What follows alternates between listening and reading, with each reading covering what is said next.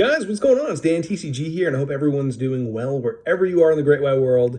And kind of want to talk a little bit about the Pokemon markets because it's really been a hot minute since the last time I touched on it back in late February. And just to kind of preface, it was right before Logan Paul had released his second video, really his second live stream on opening that first edition base set booster box. And at that point, I was like, I'm done buying. And that ended up being the right move because PSA ended up closing their doors too.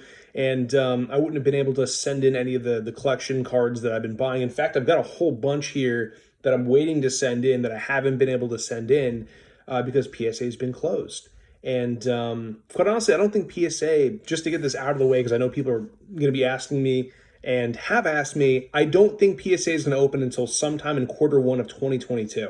I think that's unfortunately just the sauce of it. I mean, PSA got so backlogged, and I don't think they ever want to be that backlogged again under this new ownership. And, they are just trying day and night to work through whatever backlog they have. And just based on the submissions that I'm getting back, it seems like they have moved into Q3 back stock from 2020. So they are making their way through the year. I don't think they've graded any bulk submission orders from 2021 yet, but more to come on that. So for me, I'm a little bit concerned as to what I'm seeing kind of in traditional markets. I feel like everything that happened last year and everything that's going on with COVID has really put a kind of a damper on the world markets. I feel like with everything that's going on, it's going to put pressure on collectibles markets, and we're already starting to see that. Collectible markets got really, really overheated really over the past 2 years. However, it's hard to say what the future holds right now.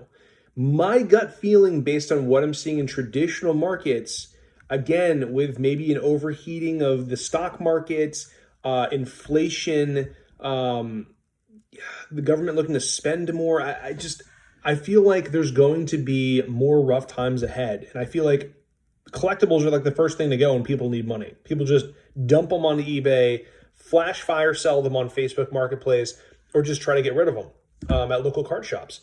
And, leading up to the 30th anniversary, I think we're going to probably see over the next 2 years, this market continue to maybe trickle down with some light spikes here and there. But I think it's going to be more bad times before we get better and go back up for the 30th anniversary. Because again, collectibles markets, not just Pokemon, not just Yu-Gi-Oh!, all of them typically function around hype cycles. And, aside from the 25th anniversary closing out here, these very interesting sets that people are super keen on, there isn't much more to hype Pokemon over the next few years outside of the lead up to the 30th anniversary. And so for me, what my market strategy is right now, I'm selling what I don't need. I'm selling my duplicates, and I'm keeping what I want to keep for my own personal collection, but I'm building a cash position. Guys, listen.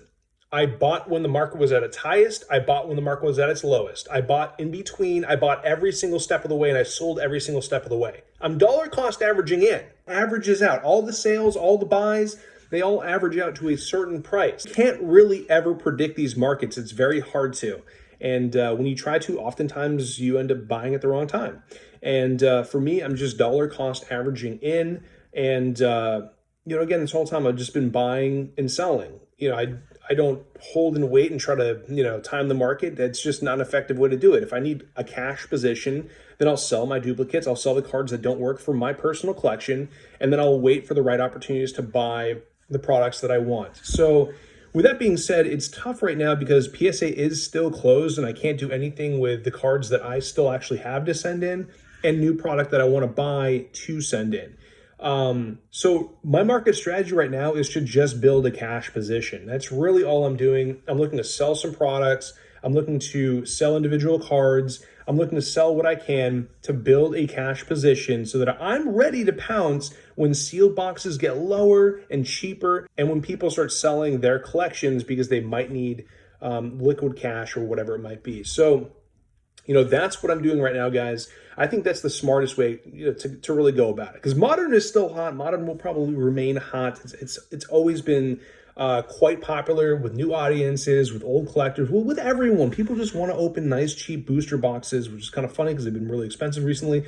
But people like to open product, and that's kind of where modern sits. And for me, vintage just got way overheated. I mean, we saw like jungle boxes selling for up around $26,000, $27,000, $28,000 just earlier this year, and now they're up around $12,000.